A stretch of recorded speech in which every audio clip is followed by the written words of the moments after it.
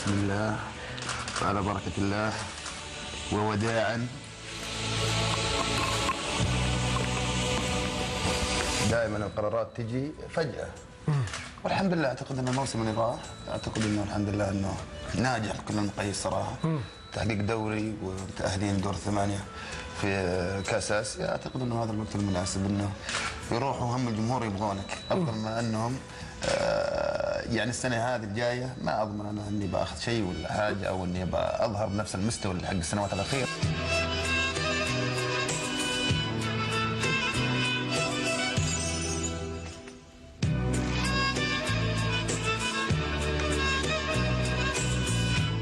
شاورت المخلصين بالنسبه لمحمد الدعية مسيرته الرياضيه، وما شاورت المقربين لان المقربين دائما عاطفيين، وكل نصحني هو شباب عمرك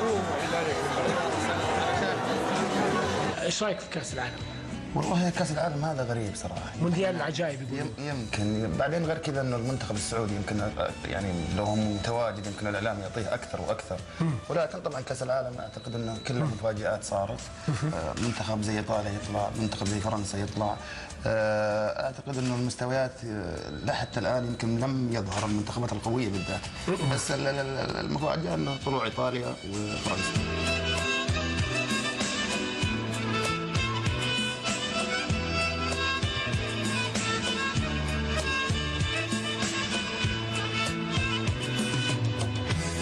المشاركة الآسيوية هذا الموسم مشاركة أو في كأس العالم هذه مشاركة امتيازية بكل ما تحمل هذه الكلمة من معنى. طبعا أكيد أنه لما يكون متواجد فريقين من آسيا أعتقد أنه هذا يعني من حق الاتحاد الآسيوي أن يطلب ويطالب في مراكز كثيرة يعني أو مقاعد كثيرة، لأنه أنت شايف في منتخبات صراحة حرام أنها تلعب كأس العالم، يعني ما أدري كيف تتأهل كأس العالم. مثل مين؟ يعني فيه ما أبي أذكر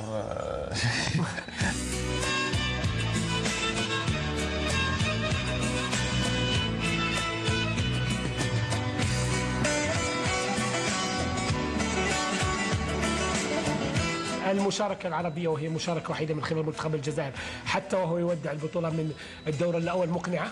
والله بحد ذات مقنع صراحة. يعني مقنع مشاركة الجزائر. طبعا أنت عارف الجزائر يمكن مرت بظروف يمكن متى ما تأهلت لكأس العالم. نعم. وهذا ولكن المشاركة أعتقد أنها طيبة.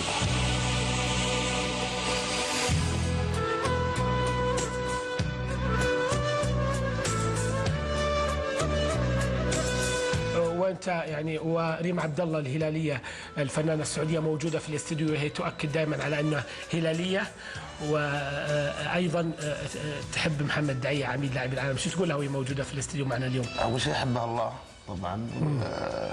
اعتقد نفتخر انه ممثله كبيره زي ريم عبد الله انها تكون تشجع الهلال، وليس غريب. يمكن اعتقد انه 90% من الشعب السعودي هلالي. واخيرا اصداء العالم هذا البرنامج المتنوع الشامل اللي ياخذ الجانب يعني جانب جميل جدا من الترفيه وايضا من الجانب الجدي بوجود مثلا محمد حماده وغيره من الخبراء الرياضيين.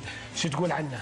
والله برنامج قيادة ناجح. مصطفى الآغا طبعا. بالله انا اقول لك انا الصراحه انه برنامج ناجح ومتابع من الجميع، واتمنى له التوفيق ان شاء الله والنجاح ان شاء الله. هذه بسيطه من فريق العمل في اصداء العالم، وتحديدا من الدكتور مصطفى الآغا وبقيه الشباب اللي هناك. يعطيكم الف عافيه وهديه مقبوله ان شاء الله.